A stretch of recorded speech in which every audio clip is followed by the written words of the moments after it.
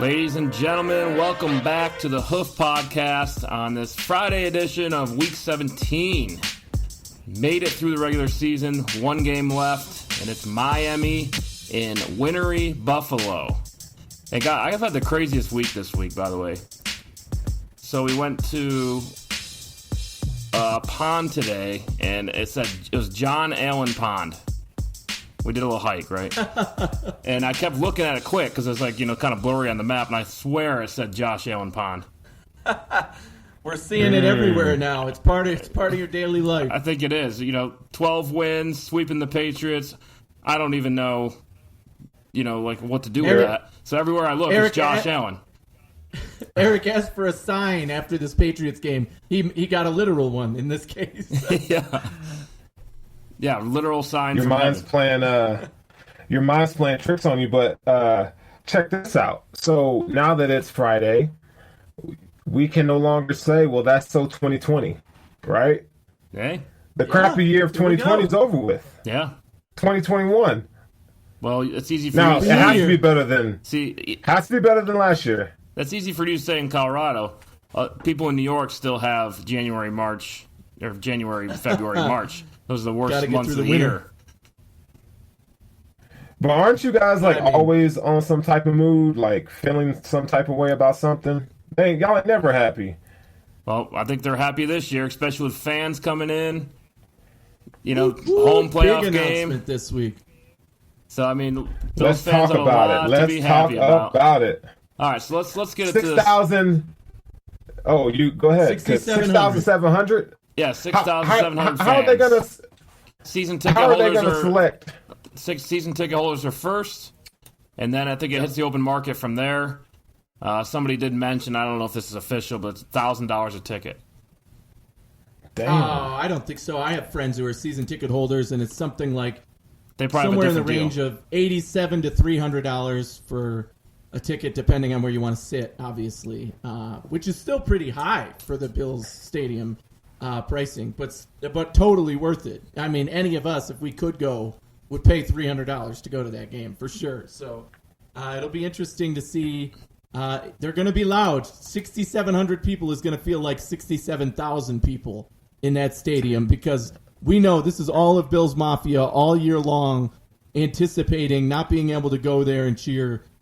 Damn, I wish I could be there, but the fans who are going to make it known that they're there. See, they're going to have a blast. And I'd like to see the details on, the tailgating, the concessions. I mean, are they bringing food to you? I'm pretty sure they're limiting all that. Yeah. Right. So can you bring your own cooler? Because that's even better, in my opinion.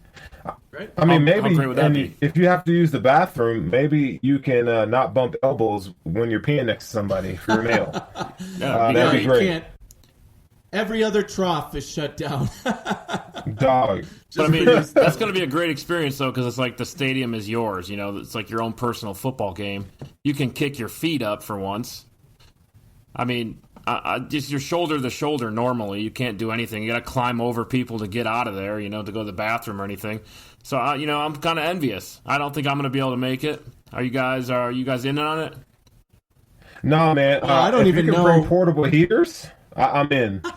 Gonna need those. I don't even know. I don't know how the situation's going to work with people from out of state because I believe New York still has the 2-week quarantine thing going on, and anybody going to the game has to get COVID tested at least 48 hours before the game or something like that. Crazy. So coming from out of state, obviously there's a lot of Bills fans not living in New York right now, but something tells me 90%, if not more, of the people who end up at the game are going to be people who currently live in New York State because there's too much other aspects to deal with coming from out of state. Yeah, I could definitely see that. And I think they'll be sold out so fast. I don't think very many people have a shot at them, to be honest with you. Yeah, they're going to be gone. I'm sure even the secondhand market, if there is one, is going to be super high prices. Right. So staying on the same lines as COVID, I think the Bills are getting their stimulus check, so I think they can afford Kenny Stills. What are your initial thoughts on Kenny Stills coming to Buffalo? Well, I know Sterling was excited. A few weeks back, he wanted to sign him. The one thing that concerns me about the timing of this signing, obviously John Brown came off IR, but now put on the COVID list. And with the Beasley injury after in the New England game, I'm a little bit concerned that they passed on him for 3 or 4 weeks, that we talked about it before, and basically said, no, we're good to go, but they decided to sign him now, which raises my concern that maybe they're thinking John Brown or Cole Beasley might not be available for the first playoff game. Hopefully that's not the case, and this is just pure protection, and hey, this is a guy we're bringing in for the playoff run just in case anything happens. Hey, I'm okay with that. He's definitely a player who can play at this level. So, yeah, I mean, Sterling, you could speak more to talk again about why you were so excited and why you did want us to sign him, 4 weeks ago when we first brought it up. Yeah, I think you can never have too many weapons. Kenny Stills he's produced everywhere he's been. He was a guy that we were afraid of going into that playoff game. I think that was his first game back. That playoff game, he didn't really do much, if I recall. But he's just another guy that can stretch the field vertically. And you can never have too many of those guys, because when they're on the field, you have to account for them. And then when you do that, it opens up the underneath game. That's where Josh Allen's best, is intermediate, that 10 to 20 yard range. It frees a lot of that up, because now you have a legitimate guy as like John Brown to take the defense off. And then now your offense could be, it gives you another way to attack, because, okay, now you got two speedsters and Kenny Stills and John Brown.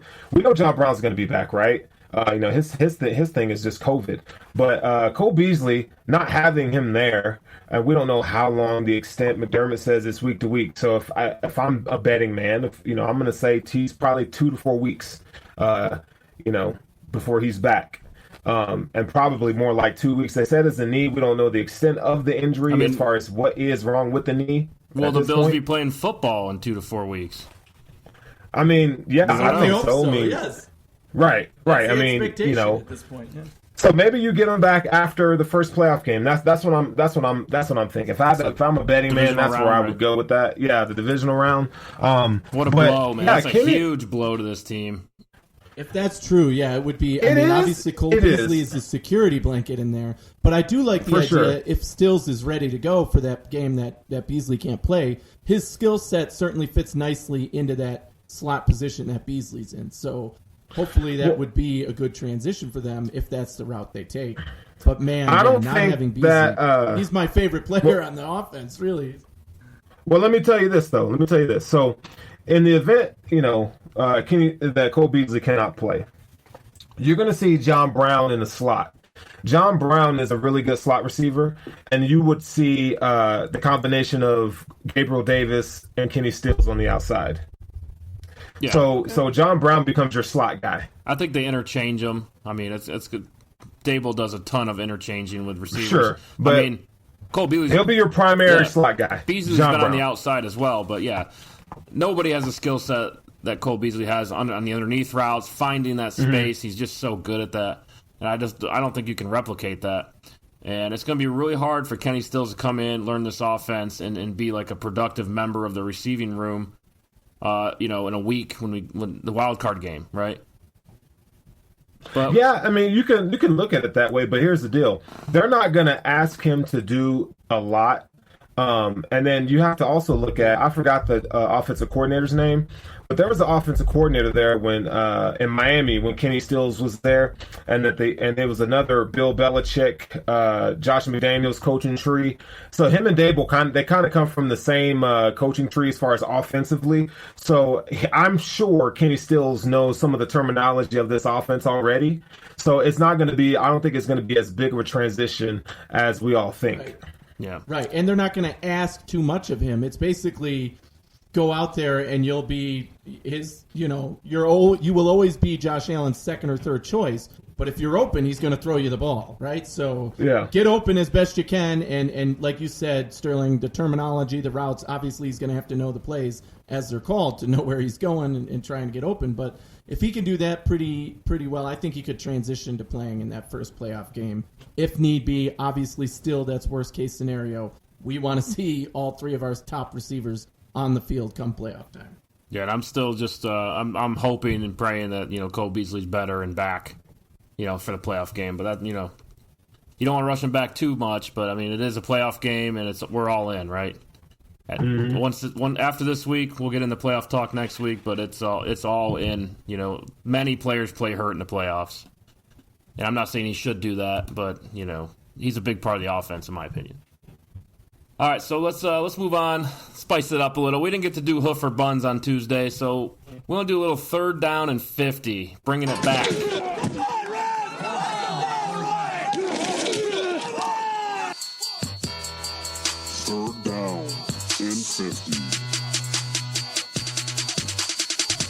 And I'll go first because there's a lot. After this Patriots game, I got a lot to talk about here. And the first one I want to hit, I think it was Brian Greasy was talking about how Josh McDaniels is so good at developing quarterbacks, and I wanted to puke. Because he compared, he drafted Tim Tebow, and then he developed Tim Tebow. Tim Tebow was never a starting caliber quarterback in the NFL. Cam Newton looks lost out there, doesn't know what to do with the ball. I mean, Josh McDaniels, this is my 3rd down and 50. It's just, there's no way that this guy can develop quarterbacks. I haven't seen it. Good, he's like Adam Gase almost. Like, okay, good job. You coach Tom Brady. You know, does that mean you're all of a sudden a quarterback guru? Hell no. 0 for 2 so far with Tim Tebow. I mean, who else did he coach in Denver off the top of my head here? Maybe Kyle Orton shipped him out of town. I'm not sure what year he was there, but when they said that he drafted Tebow and developed Tebow into a starting quarterback, it just made me want to puke. So that's my 3rd down and 50 for the week.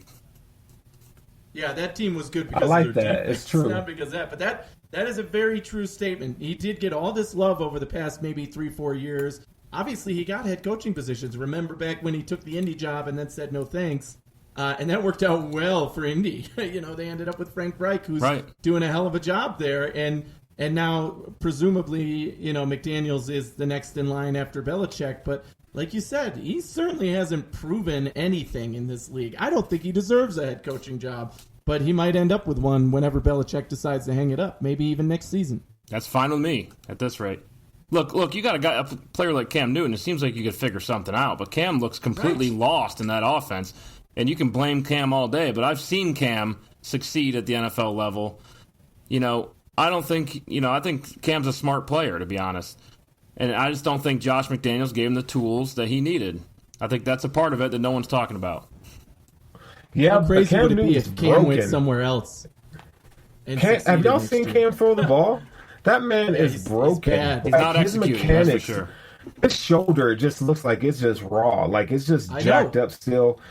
He's throwing. I mean, he doesn't have his base correct when he's throwing the ball. You know, it's kind of off balance, and you know, I think he's relying on that. He really did used to have a strong arm, but that arm is not where it's not where it used to be, and it's showing How many of his attempted passes were in the dirt? I mean, literally, like nowhere near the receivers. Like, who was he throwing at there? I mean, a couple he was throwing away, but a lot of them were just bad passes that were totally uncatchable. Yeah, but I remember some of that from Carolina. But I mean, Calvin Benjamin, you know, I get he didn't work out in the NFL, and I know why. But when he was in Carolina, he was coached to use his body, and him and Cam were on the same page with that, and that worked well. I haven't seen that from N'Keal Harry. I think it's on the coordinator. I think that's definitely a topic of discussion, and no one's really mentioned that all year long.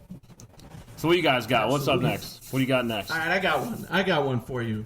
My 3rd and 50 that we didn't get to talk about on the Tuesday show either, so I'm glad we're doing it here.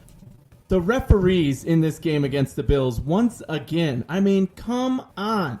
The first call against Trey White, they called pass interference on the only scoring drive that New England had. First of all, I said during the game, New England gained more first downs from the referees than they did by themselves, and that is fact. That's not me, you know, making hyperbole or whatever. They got more first downs on penalties than they did on their own yardage gain. So that was a ridiculous stat. But the pass interference call on Trey White was so ticky-tack. He had his arm around the guy as he was blocking the ball, didn't really grab him or anything, and certainly wasn't there early. It was very ticky-tack. At the time, I said, that's a bad call. I was watching it with Kathy. She's asking me, what did he do wrong there? And I said, well, basically nothing, but he touched a guy, and it was the refs decided to throw the flag, and okay, I'm okay with it, but it's a bad call. It's not an egregious, horrible, worst call I've ever seen, but it's a bad call and whatever. But they ended up scoring a touchdown on that drive, their only touchdown drive. Then on that same scoring touchdown play, there's holding on almost every single play, egregious holding, and they didn't call it at all for any of the plays, especially the Cam Newton touchdown. I mean, that was just frustrating to see. It's like, okay, you made the ticky-tack call, and now you can't see egregious holding on plays that help New England. That was ridiculous. Later in the game, the pass interference that was not called against McCourty when Allen threw the ball to Gabe Davis, that was way worse. He had his both hands clutched around him. He had him grabbed so that he couldn't catch the ball, and somehow that was not pass interference, but the ticky-tack one against Trey White was. To me, it's just about being fair. Get it right. If you're going to call one thing a penalty, then call it again when it's worse on the other side. You can't make, if it's even close on this side, we call it. If it's egregious on that side, we still don't call it. Be fair. At the minimum, that's what you can do. If you're going to call every holding, call every holding. If you're not, don't. If you're going to call ticky-tack pass interference on one side, do it on the other side too. And that was the one play, that McCourty no call. I mean, I was just livid. But you also have the halfway timeout, as I called it, because all of a sudden the Bills snap the ball, Josh Allen releases it, deep, wide open touchdown, and the whistles are blowing while the ball's in the air. And I'm like, what happened? How can you blow the whistle halfway through a play? And they say, New England called a timeout before the play happened. Oh, yeah. I'm like, what? You can't call a timeout mid-play and say, we're blowing this dead now because it's a wide-open touchdown and Allen found the right guy. What? That was absolutely unacceptable. Yeah, These good job, refs, Bill. I mean, come on, NFL. Get it right. Yeah, I know. Who gets a timeout halfway through a play? That was unbelievable. Stupid stuff. Yeah, it's that little stuff Bill does. I don't get it. But yeah, the refs, I mean, the explanation for McCourty was that he was looking back for the ball, therefore didn't know where his hands was. I mean, it's a judgment call. Excuse. I don't know. Again, yeah, but if you call it on one side, make the same call on the other side. You can't say, his holding and looking back wasn't quite as bad as this guy's arm around him and holding him back. Well, the one thing is, McCourty's on tape. McCourty's was worse than Trey White's, period. The one thing was, though, there was no mysterious New England calls in this game. They didn't really sway the game like they normally do, They had no opportunity to. I mean, they didn't call intentional grounding. I mean, they wouldn't have called that with Brady anyway, but I don't know. There's always those weird calls that sway the momentum with New England, and you haven't seen that this year as much. So, I mean, it's trending in the right direction. Yeah, I don't think you're ever going to get consistency across the board when it comes to refereeing because it's so objective. I mean, we still don't know what a catch is. And that's a problem. Tell me about luckily, that hasn't come to bite us in the butt this year. But, I understand where you guys are coming from when it comes to the refereeing and the calls, man. It's hard to expect consistency across games, but within a game and the same guys, the same refs on that field making the same calls, you have to be consistent. You can't pick and choose and say, we didn't see this one and we saw that one this way. When clearly on tape, one is way worse than the other. And that's what I'm saying. At least consistency with that crew. You got to be the same calls. You got to make the calls or don't. You can't, obviously what one crew calls, another crew might not. And that is certainly something to deal with in the NFL. And that's a difficult thing to ask. But it's not difficult to ask the same crew to be consistent on their call. Fair. For sure. I mean, that's fair. My third and fifth. Oh, go ahead. Go ahead, man. I was about to set you up, but you're good. You got it. Oh, okay. So yeah, my third and 50 goes to Mr. Cameron Newton. My guy went 5 of 10 or 5 of 11 for 34 yards. Man, this is the passing age of the NFL. And look, I get you don't have the best weapons right now, but 34 yards. I mean, that's bad. And you look at it, and you look at it. Now, I know we're not too high on Josh McDaniels, and the receivers are separating, but at the same time, I mean, you would expect a veteran quarterback like Cam Newton or an offense coordinator to put more faith in their quarterback where that man only throws the ball 10 times. That is terrible. And when you look at the way he's throwing the ball, like we mentioned earlier, like he's not accurate at all. No. I mean, he's all over the place. He's throwing balls in the ground, kind of looks like Tim Tebow, as far as, hitting them dirt balls. And you just go, wow, what has happened to you? Now, and also when going back and watching the game film, they're like cutting off one side of the field for him. So is it either he doesn't understand the offense, they don't have any faith in their wide receivers to get any separation, but it looks like a Mickey Mouse offense that they're running with Cam Newton at the helm. And I know he has 12 touchdowns on the ground. We knew that the guy can run the ball, and he's 6'5" and 240 pounds, and he's strong. We get that. But with that being said, you would think that there would be more production through the air for this guy. They only have 5 touchdown passes on the season. Yeah, it's 5. terrible. But I mean, Josh Allen you had gotta 4 blame touchdown passes. You got to blame the coordinator in this, in my opinion. They're forcing this system on Cam. It seems like you're going from Tom Brady to Cam Newton. I mean, Tom Brady is one of the greatest of all time. Cam's good. I think Cam's capable, but don't expect the same knowledge. I mean, how long was Tom Brady with Josh McDaniels? I mean, like 15 plus years or something like that. Yeah. So, I mean, it's eye-opening, but you almost have to start with a blank sheet of paper and draw up an offense. And, I mean, they're not on the same page. Something's off. And I see some New England tendencies in there of, like, the past few years. You just can't do that with Cam. It's not a fair comparison. In my opinion, Josh McDaniels does not get enough blame. Everyone loves blaming Cam. No one's talking about Josh McDaniels. Well, I mean, don't get me wrong. Cam looks bad. It's I don't care who you are. You can't throw the ball. It's bad. But certainly the offensive game plan is not good either. So there's plenty of blame to go around.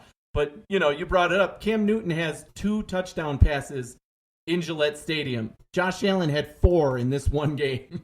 So that's pretty embarrassing that your starting quarterback has 2 touchdown passes at home during their 8-game season at home, and visiting quarterback comes in and throws twice as many in one game. Hey, that was we've been part there. Of the beatdown. We've been there. You remember when Brady would come in, New Era Field and light the Bills up, and they talk about, whoever the Bills starting quarterback at the time was, Tom Brady has more touchdown passes in this stadium than the current Bills starting quarterback. And so, you know what? I love the fact that, the Patriots are sucking, and that, those infographics can come up and highlight that. Well, to kind of highlight Eric's point, what about when Stidham came in? He wasn't much better, right? And he's playing against the backups and the scrubs. Yeah, he's playing and scared. He couldn't do anything, right? Yeah. Oh my God, what did he have? Like 30-something yards passing, and they're bombing, and they're trying to pass. Dude, it was bad. And you know what? I tweeted this out. I said it was ugly, and I said, you know what? It looks like Matt Barkley has a stronger arm than Cam Newton right now. Did y'all notice that? Like Matt Barkley had more zip on the ball. He definitely. That's a problem. That's a problem. Yeah, but Cam's a freak. That's a problem. Run you over, Anyway, that's enough for last week. Beat it to death. It's like the high of my Bills fandom, though, right? Sweeping the Patriots, getting 12 wins. It's all coming out this week, so we had to finish that, close the book. Let's get into Week 17, the Miami Dolphins. I think the biggest story with this team, besides the fact they're winning and they have a good head coach, he's going to be around for the next 5 to 10 years. It's Tua. It's all on Tua. I think the success or failure of this team rests on Tua's shoulders moving forward. And it's been a good rookie quarterback class. I think we can say that now. It's the last game of the year. And I don't really know which quarterback to put first. I want to put Justin Herbert first in this draft class, then Joe Burrow. And you know what? Tua, I didn't expect him to play as well as he is. They put him in a managerial role, and I think he's doing well with that. I don't think he's ever going to be an over-the-top playmaker for them, but, manage the game, make the throws, calculated throws. I think that's what he can do. His quick slant game is nasty. But, the other day, I think when they were playing, it was, somebody tweeted out, well, Tua's 8 for 8, and that accuracy is so good. But he only had like 25 yards on 8 passes or something like that. So, right, that sums up Tua's game in my opinion. So I just wanted to ask you guys, what are your quarterback rankings here with the top 3 guys this year? I'm going to go with not have Herbert as number 1. I mean, Herbert's got to be number one, right? Herbert's number one, and just his play alone. Burrow's number two. Sure, but Tua. I mean, I've never been a big fan of Tua. I just think he's limited. I think he's just limited. Like, he doesn't have the arm that you would want from a quarterback, in my opinion. And what they're doing with him, I mean, he's just dinking and dunking. Like, yeah, can I get more than that? You know what I'm saying? And it's not like the Dolphins receivers are terrible. I mean, you got Mike Gesicki. Like, he's one of the best tight ends in the league emerging this year. That's the biggest difference. When you see Fitzpatrick come in, Gesicki's got a lot more action than he does when Tua's in there. And I had Gesicki on my fantasy team, and I kept benching him when Tua was the starter. And as soon as Fitz came back, even in this game, the touchdown and the first three passes all went to Gesicki for big gains.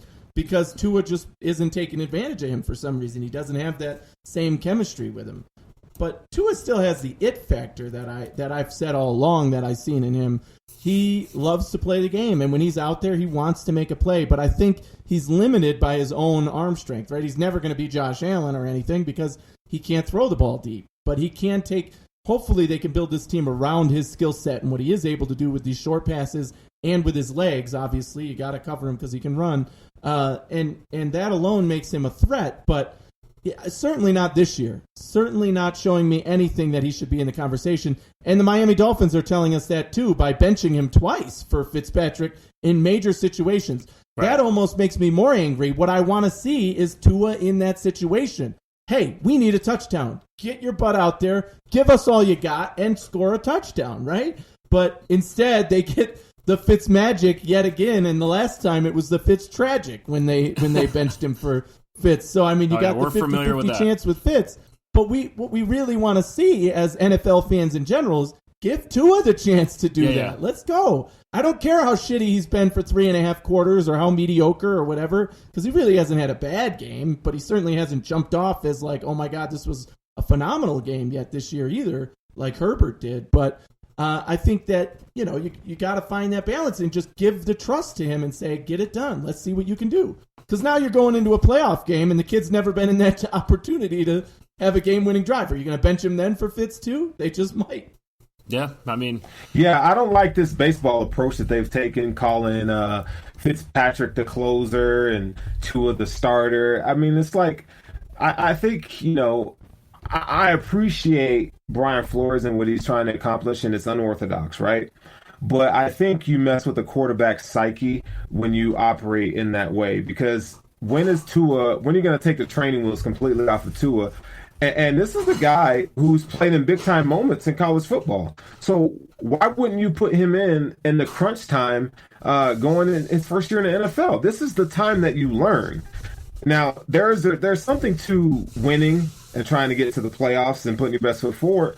But I think with a quarterback, I think you have to be able to fully evaluate him and let him have his mistakes, because he's going to have them.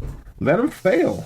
You can't just take, Fitzpatrick probably ain't going to be there next year. So then what are you going to do? Is it Tua show then? I mean, I think it's hurting his confidence, and that's really it. Yeah. You almost got to let him fail and learn from his mistakes, right, at this point. I mean, it's week 17. I mean, I expect some of this stuff early in the year. They sat him for half the year. Like, I get that stuff. But now that you've committed to Tua, and you did draft him number 5 overall, and there was rumors that the Dolphins liked him 2 years ago, so there's no doubt in my mind that Miami thinks he's the franchise quarterback moving forward. Right. So you have to treat him like a franchise quarterback. Look, you ride or die with your quarterback. And I think Flores just thinks they can win games by flip-flopping, and it's actually turned out true. I mean, I don't think they expected to win as many games as they did, and kudos to them and the team. I mean, they are definitely an improved football team, and I think they're the biggest threat in the AFC East, obviously, the next few years. But, I mean, Tua's got to learn this stuff, because now what's going to happen, let's say they lose a playoff game or they don't make the playoffs, you're going to start out next year and you have to go through those moments again, right? Whereas he could have learned it this year. He's almost got to start over next year, He's setting back his development, in my opinion. I mean, I'm not a football coach. I could be wrong here, but it just doesn't seem orthodox, in my opinion. All right, so we're all in agreement. Herbert 1, the mobility. Burrow 2, he's got the mind, the quick release, and then Tua, we don't really know yet. Sound fair? Yeah, I can roll with that. Cool. All right, so let's knock out 5 for 5 with Anthony Romeo. All right, ladies and gentlemen, we are getting to the end of the season, and what a season it has been. Last week, unfortunately, I went 2-3, but you know what? We got our big bet of the week again, and that was the Bills -6.5 over New England. Obviously, that was a safe bet. I put a little bit on that myself and yet had another good day again with that one. So I'm happy with that. And the biggest stat, obviously this is the final week of the 5 for 5, although I will continue to give you my picks for the playoffs. Week 17 now, and so 16 weeks in the book, and my overall record is 46-34. That is 12 games above 500. That is incredible for our picks. So we've been winning money all year long, and probably the more impressive stat of that, in those 16 games, we are 12-4 in the big bet of the week. So again, I give you these in the ranking order of ones I'm most confident in, the one I'm betting the most on, all the way down to the 5th, which is my least confident of the 5. And we have certainly been cleaning house on those big bets of the week.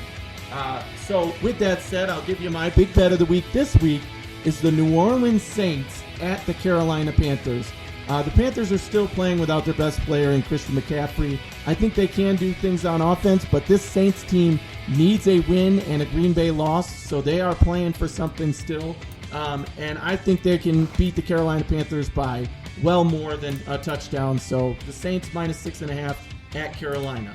My number 2 pick of the week, I think this is the most interesting game of the week, and we could talk about it more when we get to our picks, but the Rams are getting 2.5 points at the Arizona Cardinals. The reason I say this is an interesting game is neither one of these teams are expected to have their starting quarterback playing in this game. And for me, that means it comes down to defense. And give me the Rams all day against the Cardinals on defense. So I'm taking the Rams +2.5 at Arizona. My third bet of the week is the Atlanta Falcons, who have been playing great the past few games, but just haven't been able to close it out.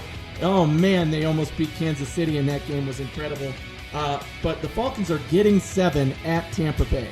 Tampa Bay has not impressed me much at all this season, and I think Atlanta, like I said, is playing well down the stretch. They might not win the game, but I think they can keep it within a touchdown, so Falcons +7 at Tampa Bay. My fourth pick of the week, here's another big game of the week here. The Bears are getting 5.5 points currently versus Green Bay. We've talked all year about how division matchups are always close, and in this case, the Bears getting 5.5. I think they could win this game in Green Bay. They have their playoff chances on the line. They can still get in with a loss, but obviously a win and they're in. So I'll take the Bears +5.5 versus Green Bay. And my final pick, another game with playoff implications here. The Steelers are getting 11.5 points. Remember, they've already announced that Ben Roethlisberger will not be starting here, but they do have a serviceable backup. And so the Steelers are getting 11.5 at Cleveland. I just don't trust this Cleveland team, even at their best. They're having COVID issues this week. But that line, 11.5 points, even with the backups and the starters in there. Again, another divisional matchup. This is going to be a close, well-thought-out match. I like the Steelers getting the points there. So there you have it, my 5 picks of the week for Week 17. The Saints -6.5 at Carolina. The Rams +2.5 at Arizona. The Falcons +7 at Tampa Bay. The Bears +5.5 versus Green Bay. And the Steelers +11.5 at Cleveland. Let's go. Let's finish it off with a perfect 5-0. It's been a hell of a season. We've been making money. Let's keep it rolling. So will 5 for 5 continue into the playoffs? Big question. Well, I'll certainly make my playoff picks, but eventually there's not going to be 5 games to pick. And I think what I'll do instead is give you which games I am betting on and which games I'm avoiding, because the line is just too close for me to feel comfortable. And in the playoffs, obviously things get a lot tighter. So you're going to see a lot lower lines and a lot closer games. So we'll see. But yeah, I'll still give my picks every week. So everyone's betting for the Bills next week. Okay. Anyway, let's get into this Miami Dolphins team. The Bills looking to sweep the division for the first time in franchise history. They are going for their 13th win for the third time in franchise history. And to sweep the division, that's something I didn't predict. Usually you get a, split. In most years, you get at least one split. Not there yet. Got to get this one off. But it is cold. I think Buffalo has the advantage here with home field. This is big-time home field advantage. There is excitement in the air because the fans are coming next week in the playoffs. But this is no pushover opponent, right? This isn't the same old Dolphins. Points allowed per game right now for the Dolphins, 18.8. That is good for first in the league. Least points allowed. Turnover ratio plus 11 for the Dolphins, first in the league. They are the third least penalized team in the entire league. So it's a disciplined football team. They're hard-nosed. They run the football. But we got Josh Allen, folks. Josh Allen has won 4 games in a row versus the Dolphins. And we all know this, right? In those 4 games, 124 quarterback rating. He's been the offensive player of the week earlier this season. So, going to be a good matchup. Anything that concerns you guys right off the bat about this Miami team? Well, it's their defense. They are a pretty stout defense, but they don't scare me. They can be had in the secondary, and that's supposed to be the strength of their team is their secondary. You look at what the Raiders were able to do against that secondary. There's big plays to be had, and I don't care who it is. They're not going to have an answer for Stephon Diggs. But what I am interested to see in this game is who are the Bills going to play their starters? We still don't know. I'd say, yeah, you play them. The Bills are on a roll. You've won so many consecutive games, and if you're not the number 1 seed, I don't find a reason to rest your starters. Because look, if you could still get you're going to be in the number 2 seed. I just say go ahead and just play the game, secure the number 2 seed. But you asked the question. I just don't feel like the Dolphins don't scare me that much. And on offense, Tua is a starter, and I think anytime you put McDermott up against the rookie quarterback, he's going to shine. Yeah, I definitely think Tua's in for a bit of a surprise with this Bills defense. But we're on the other side of the ball, right? We're talking Bills offense here first. And this resting the starters thing, I've been arguing with people for weeks about this because I personally am no reason to rest the starters if something is on the line. And right now, the 2 seed is still on the line. Now, to complicate matters, the Steelers have said they're resting their players in a game that still really matters to the other team. So Certainly it seems like the Steelers might lose, and that would also give it to us regardless of what happens. But we're both playing at 1 o'clock, so we won't know what happens in that game. And I would rather see the starters play at least 3 quarters in this game. And then when you have a big lead like you did versus New England, take them out. There's no higher risk of injury now than there was in week 1, in week 4, in week 7, in week 10, in week 15, anything, right? I know that you don't want to take the chance of injuring your starters. I understand that. But there's still football to be played that matters. And I don't see a reason to take any of the starters out because of that. I see it like this. I think the playoffs start today, right? Because look at these matchups. Look at these matchups that matter. Baltimore at Cincinnati. Baltimore gets the win there. Steelers at Cleveland, you just said Steelers are benching their team, right? So Cleveland needs that win big time. I think they get it. Tennessee at the Texans and Colts at Jaguars. If the Bills play their starters and beat Miami, they're essentially eliminated. There's a good chance that they are eliminated. They don't make the playoffs with a 10-6 record. You could look at it that way. That would be crazy for them. Exactly. The Bills still have a chance to knock out Miami here. Depending on how those other games work out. But as you said, basically, if Miami loses, they're in big trouble because their hands are in Cleveland. They need Cleveland to win to then become the 7th seed. So there's like 38 different scenarios, by the way, that are still out there with these teams. And at the very least, at least one 10-win team is not going to make the playoffs. So that's a pretty tough year in the AFC, and that's with the expanded playoffs. If this were normal playoffs, at least 2 10-win teams would not be making the playoffs. That's crazy, crazy competitive. But when it comes down to it with this Miami game, they need it a lot more than we do. The Bills have not had a situation like this all year.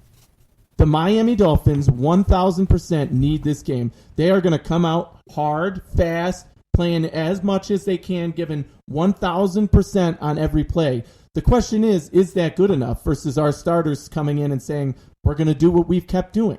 To Sterling's point, I think momentum is a thing. And if history plays any role, we know the starters will play at least 1 or 2 series because that's what they did last year when they said they were going to rest players. So in this case, I think you play them for at least 3/4 of the game. Miami's going to come out firing, energetic, everything they got because their playoff lives are on the line. And the Bills just need to consistently keep doing what they do. Pass the ball all over them. Josh Allen owns the Miami Dolphins. He can run against them. He can pass against them. We just have to be consistent, keep doing what we've been doing on offense, coming out to a lead, keep that consistency on defense, which we'll get to in a minute here. But I just think that no matter how good that Dolphins defense is, as Sterling said, the Bills are going to score points on them. This is the opponent that most of us want to see in the playoffs in the first round because we know we can handle them, and having a rookie QB immediately puts you at a disadvantage. But, I just think the Bills' offense is too potent, too good to not come out firing, even against this defense, as we've done to every other team who's come in with a dominant defense. San Francisco, goodbye. Pittsburgh, goodbye. We don't care. Denver, goodbye. We blew all those teams out with their defenses. The Dolphins definitely bring something different to the table with 3 top cornerbacks, right? They have 3 guys who can cover. But you know what? We have more than 4 guys who can pass catch. And we certainly have running backs who can run the ball. So having 3 cornerbacks isn't necessarily going to help you on those plays. And, again, Josh Allen is the guy. He owns Miami. He owns that team. They're coming to Buffalo. It's going to be even worse for them. They're not going to be prepared for that. It's going to be interesting to see how Tua fares. But, yeah, Bills offense all day against Miami. Hopefully they play the majority of the game. Well, I don't know. This Miami team's going to be trying to hit the quarterback. I think you're going to see some pass rush, and they're going to try to beat up Josh so they bench him. Right? They need this win so bad that I think you'll see Miami's best effort. And with that defense, they're good. Like we just said, first in the league in points allowed. Right? Least points allowed in the season. So it is a balance. I don't want to see my quarterback get beat up in Week 17 in a meaningless game. This does not matter for the Bills, right? The division's locked up. Home playoff game is locked up. So, I think Miami's defensive strategy is to beat up Josh Allen in this game, especially with Cole Beasley out. That safety blanket won't be there. So it's Diggs all day for me. I think you got to get someone else involved, whether that's Gabe Davis or Dawson Knox. They have to have a bigger role this week. And I might just say line it up and run the football, a lot. 25, 30 carries a game. What do you think, Sterling?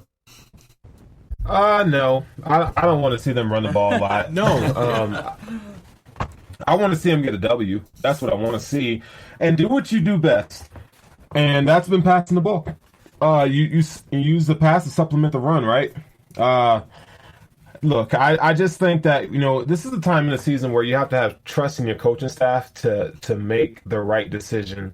Your coaching staff can read the room, knows the temperature in the room, and so they're going to know who's exhausted, who's good, who's not, right?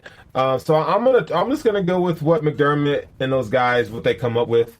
Look, I want the Stars to play a full game. I honestly do.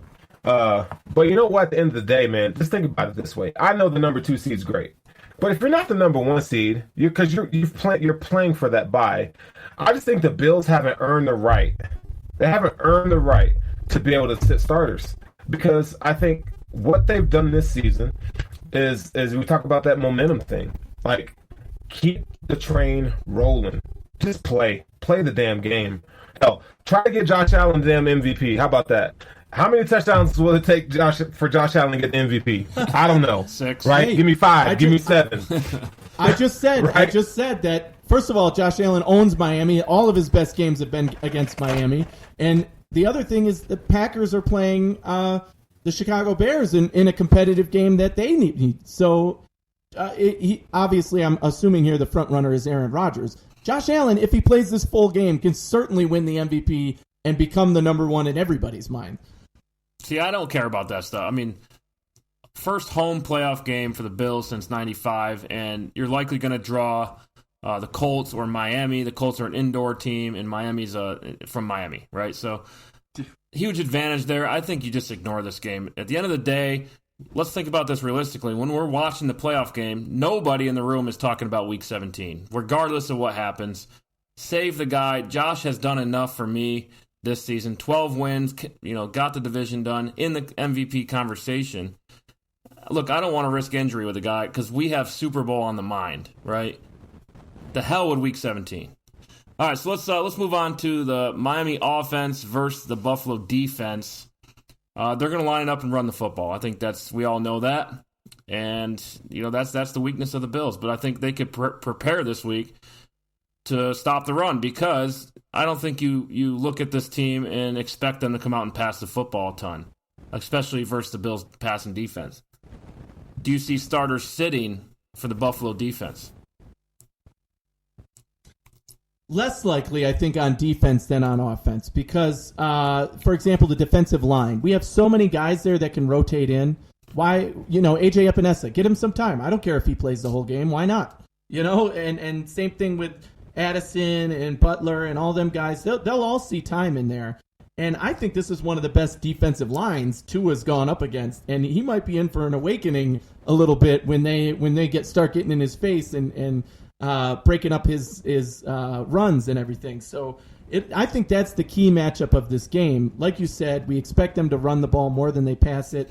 Gesicki's a great threat. They have some good receivers, but I think that if the Bills can stop the run or at least contain the run, Tua is not going to be a scary part of this offense, even if they do choose to bench a guy like Trey White and maybe take out one of our linebackers and let Klein play a little bit more of a rotation role, letting Edmonds and Milano both rest. Although the big thing, again, with that momentum, a guy like Milano, who just had a phenomenal game against New England, maybe he wants to keep that energy going. And I think to Sterling's point, reading the room, trusting the coaches who say, you know what, Milano's just getting going. The last thing you want to do is sit this guy down and then have him start in the playoffs. Let him play this game. Let him keep that energy flowing and carry it right into the playoffs. And that's my attitude really for the whole team. But I really think Tua's in for a surprise when he tries to pass the ball against this defense, especially if all the starters are in there. But even against, say they call up Dane Jackson and keep him out there instead of Trey White. I think just that defensive line alone is going to make the difference against Tua in that run game. Yeah, I agree. And, this is a great matchup for Levi Wallace because Miami doesn't have someone on the outside other than Jakeem Grant that's really going to take the top off the defense. And I think that's where Levi Wallace, that's where he shines. He's not going to be able to run foot for foot with some of the faster wide receivers in the league, but what he can do, I think he's one of the best run-stopping cornerbacks as far as missed tackles are concerned in the league. He's right up. I think he's tops in the league as far as short tackling. And so, as far as his cover ability, I mean, we all seen it. He's in the right spot. He's always right there to make a play. And so I want to see more growth from Levi. I mean, is he as good as he's going to get? Maybe, probably so. But that's a serviceable number 2 cornerback that we have there. So I think this is a week where he shines. Get him in there. Get Dane Jackson there. Get him some reps. But, like I said, you're still playing to win. You're still playing for that number 2 seed. But yeah, they haven't earned the right to rest starters, in my opinion. And that's not a slight against the Bills. I just think that when you look at Kansas City, okay, it took them 2 years to get over the hump, and that hump was New England Patriots.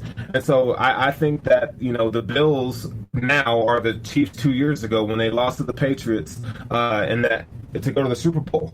So they need that. They haven't earned the respect of being top dog, right? And until they do that, that's when I'll give them a pass. That's when I'll give them the ability to be able to rest their starters in the last game. So if you could stick it to Miami and whoop their ass so they don't make the playoffs, yeah, let's do that. Because, again, this is going to be a fight with Miami for years to come. I think we all know, but the Bills have the edge, and I don't think Tua is going to amount to anything special. But, yeah, I mean, stay the course. Let's get this W. Yeah, McDermott's 6-1 since 2017. Let's move on to our quick bold prediction, and then we'll get onto our picks. So Bold prediction and score. Anthony, what do you got? Bold prediction, even if Josh Allen only plays 2 drives, he gets 2 touchdowns. I think that's the minimum that will happen. If they decide to rest the starters, they'll at least play him for 2 drives. Josh Allen scores at least 2 touchdowns. If he plays the whole game, forget about it. He'll be in the MVP conversation. He'll be MVP no matter what, in everybody's minds. If he gets to play this whole game, I'm guessing that's a less likely scenario, though. I think Tua's going to throw at least 2 picks in this game. And can I get a house call for Andre Roberts? Man, we've been clamoring for this guy to get in the end zone on a punt or kick return. Can it be this week? So that's going to be my bold prediction, that he finally gets in the end zone on a kick or punt return touchdown. Okay, that's a good one. I'm going to go Gabe Davis is the leading receiver in this game. I think Diggs plays a couple series and gets benched. Need him fresh for the playoffs. So Gabe Davis steps up and takes over. And I'll go... Oh, man. You know what? I think I've picked the Bills every week. So I'll say 21-17 Bills. Yeah. The backups. I was going Miami there, but I just can't do it. I gotta shut Miami down. Rookie quarterback, I don't believe it. You ready for this steal, Eric? I'm going to steal your take for the last couple of weeks and say the Bills win it 23-20 on a last-second field goal from Tyler Bass. Cap off the season. Give him the starting job next year. I say the Bills are going to win 28-17. I don't know where this, Eric, where your prediction came from that the Bills aren't going to score unless we're throwing in Matt Barkley at the end. And we probably won't get any points in. But if Josh Allen's at the helm, we're scoring at least 28 points. It'd be my man, Zach Moss. How about that? There you go. Because Gabe Davis could be the leading receiver with 50 yards if Matt Barkley's playing. Anyway, let's get into our picks and cap off the season. First game up, the Saints at 11-4, already clinched, in Carolina, take on the Panthers. Yeah, you already heard me talk Saints. about this one. Oh, go ahead. Yeah, this is my big bet of the week. I'm taking the Saints here all the way. Yeah, so am I. I'm going with the Saints. I'm not sure if they rest starters. Haven't looked into that too much, but yeah, I'll go Saints. I think a lot more going on there, trying to get that 1 seed still. Did Green Bay lock it up? No, I think they're still playing. If New Orleans wins and Green Bay loses, New Orleans would get the number 1. All right, so yeah, definitely Saints then. Okay, let's go Packers at Bears. Bears still vying for a playoff spot at 8-7. Oh, I think the Packers get this win W. this. Yeah, sorry, maybe we should pick who's going first here, but yeah, sorry. No, go ahead, Anthony. Go ahead. This was one of my picks of the week, too. That's why I jumped in, because you already heard me talk about it a little bit. It's going to be a competitive game. They both want to win this game, but I'm taking the Bears with the points, but I think the Packers still win it in a close one. Do we know what Mitchell Trubisky is going to bring week to week, and especially in a big game? I'm taking the Packers all the way.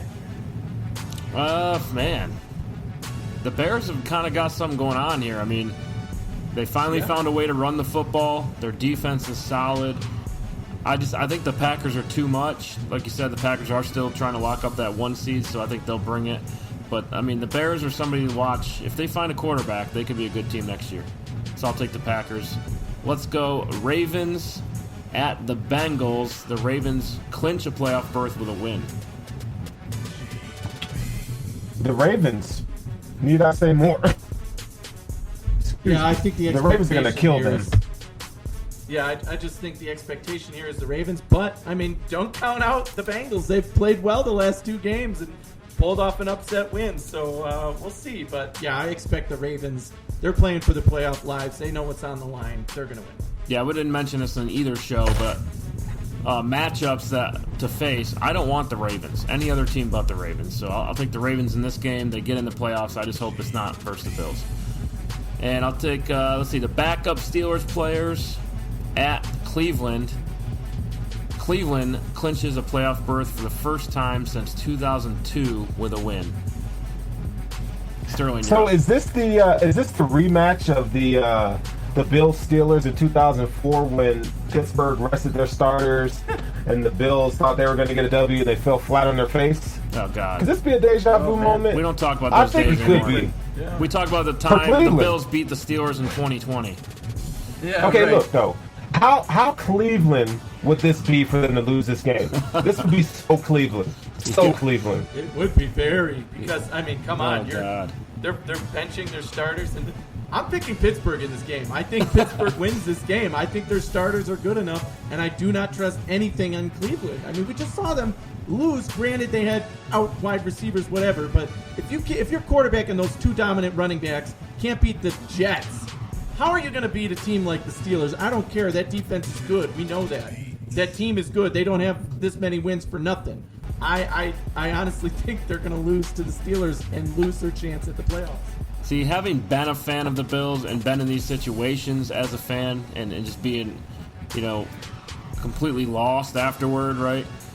I got to go Cleveland here. Look, their team's too talented to do this, to blow this. Like Nick Chubb and Kareem Hunt are probably top 3 running back tandem in the whole league. You got to figure it out. And I think that loss to the Jets might open their eyes. I'll take Cleveland versus Steelers backups. Okay, Minnesota at the Lions. Garbage game. Well, this is the game that nobody cares about, but I'll go with Minnesota. Yeah, I'm picking Minnesota here too. I think just Detroit is a little bit too beat up. We don't know who's playing. Delvin Cook's not going to be in this game, but I still think Minnesota wins. Yeah, I'll go Minnesota too. I just no coach for the Lions. I mean, they don't know what's going on. All right, so Chargers at the Chiefs. Oh, Patrick Mahomes is sitting this game. I still think the Chiefs win. The Chargers haven't shown they can close out a game. Yeah, that's bold. That's bold. I don't think Kansas City's starting defense is good enough. If they had Pat Mahomes, obviously they'd be winning this game. But with the backups and a defense that I'm still not impressed with, and the ability of that Chargers offense, if they play well, even if they play halfway decent, I think they win this game. So I'm taking the Chargers.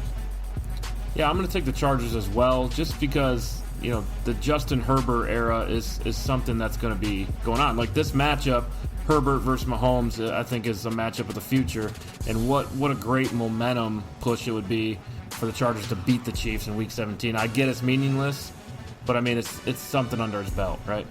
So I'll take the Chargers. All right, the Jets at the Patriots. Jets have not won in New England since Week 11, 2008, according to NFL.com.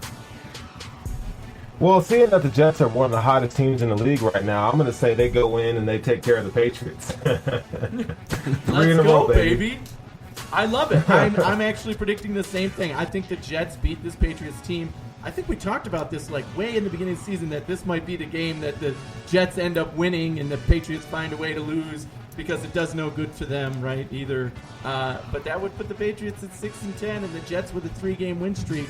Hopefully that means they extend Adam Gase and, have another successful draft next year. All right, bold prediction.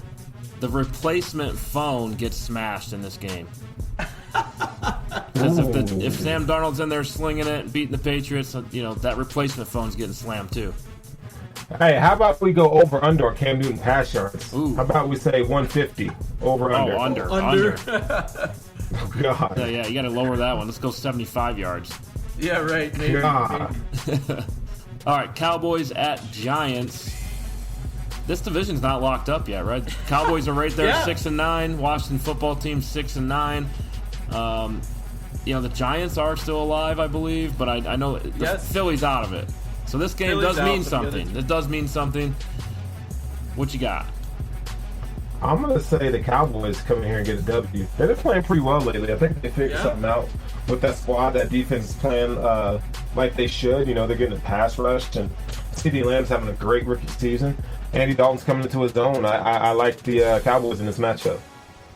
Yeah, I mean, you said it, Sterling. The Cowboys have been playing good football. The Giants have been playing pretty well, too, and this is a division game. This is a type of game that the Giants would show up for to win. They still have a shot. Believe it or not, Washington controls their own fate, so if they win, they're in. They win the division. But if they lose, then whoever wins this game is going to the playoffs, and that's crazy to me. the New York Giants could go to the playoffs with 7 wins, and the Cowboys 6 with and 7 10. wins. Yeah, 6 Or you and gotta 10. be 7 and 9 if the Cowboys win. Right. 7 wins. Yeah, 7 or 6 wins. I mean, 7 or 6 wins is going to the playoffs. That's crazy to It's think. so If frustrating. Dallas- Going through the playoff drought with the Bills, this is frustrating for me. That a team can get into the playoffs with 7 wins. Well, how do you like to be in the AFC this year? One of those 10-win teams is not going to make the playoffs, and yet a 6-win team might make the playoffs. And I get it keeps the fans interesting. I mean, the regions, right? If the Bills division was as bad as the NFC East, at least there's still entertainment, right? So I can see the business side of it, but it's not a fair system. Exactly, and something's. I mean, this is a free first-round bye for whoever ends up playing them in the playoffs. And right now, guess who that team happens to be? The Tampa Bay Buccaneers, who I would love to see face a real playoff team and lose. But if you get, the Cowboys or the Giants, I just don't see Tampa Bay. That's basically a bye week for them. Yeah. Okay, hold on, though. But if they see the Washington football team in that front 7, Alex Smith, the quarterback. That's the next game Hey, up, that's by a the way. team. They can get upset. Next game up, Washington football team at Philly. So right into the same conversation. Alex Smith is back. They get a W, man. Better question here. Who wins the division? Is it going to be the Washington football team, the Cowboys, or the Giants? Well, Washington Sterling football just gave team. you his answer. He's picking Washington to win this game, and if Washington wins this game, they win the division. And so am I, actually. I think their defense, as Sterling said, as we've been talking about all year, is really, really stout. And with Alex Smith leading the way, I think they can win games. And they will be competitive in the playoffs. And I would love to see them beat Tampa Bay in the first round. Yeah. So I'm picking Washington. I think they're the best team of the 3 in that division. I know that's not saying much, but they could still scare somebody. Yeah, I agree. I'll take Cowboys football team. Football team wins the division. I just trust Alex Smith. Jalen Hurts, this is going to be a nightmare for him. That, like Sterling said, that front 7 is nasty. Let's go Falcons at the Buccaneers. Wow. Well, we've seen the Falcons are going to be up 28-3. And then what they're going to do is they're going to let Tom Brady and the boys come back at the end. So I'm going to go with the Bucs begrudgingly. But the Falcons, we know they're going to blow a lead just like they did last week with the Chiefs. They're going to blow it.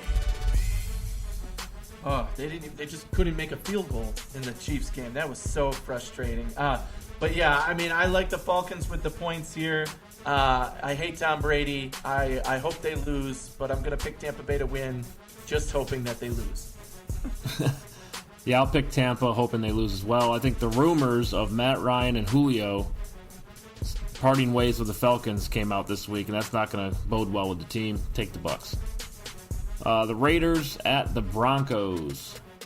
Both teams eliminated from playoff contention. This is a game that nobody cares for. Yeah, I don't even know. I'll go with the Broncos here.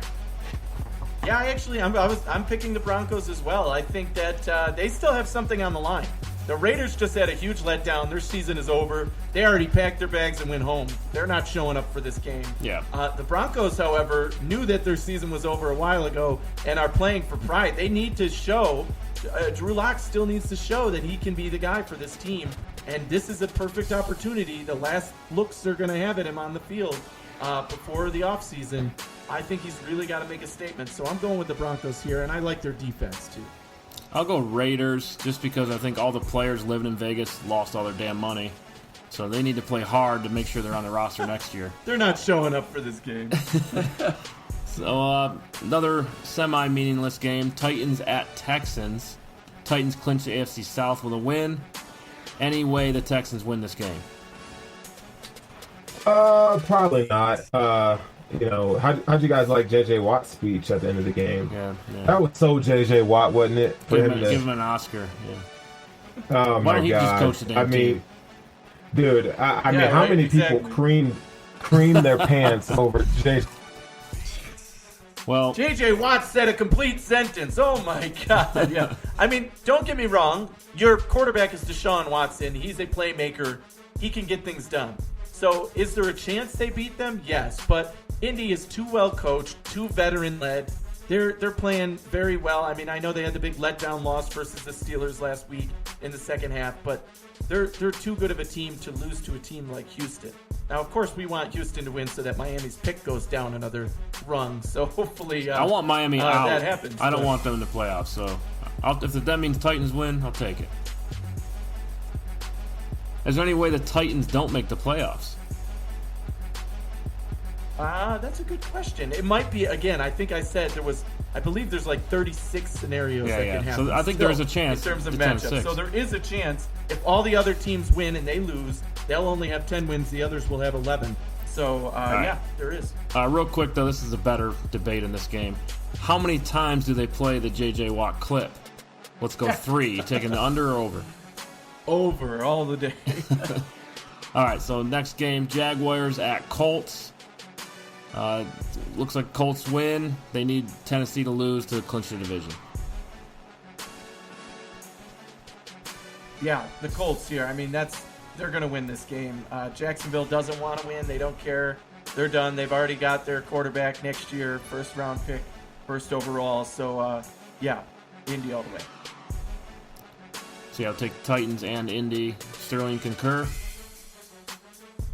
No, I just think that we've seen every year where a team comes in and they fold.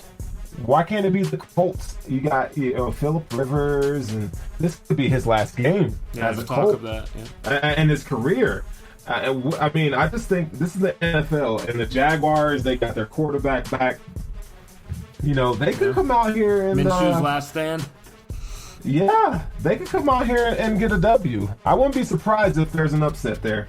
Well, having lost 14 games in a row, they need to snap that streak so they can have a fresh start with Trevor Lawrence. So I could see it.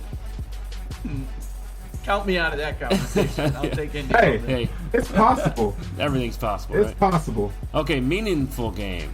Cardinals at the LA Rams. There is a situation where the Rams get knocked out. Yeah. This is the one that I got excited about in my 5 for 5 because holy crap, could you imagine being these two teams crapping their pants right now?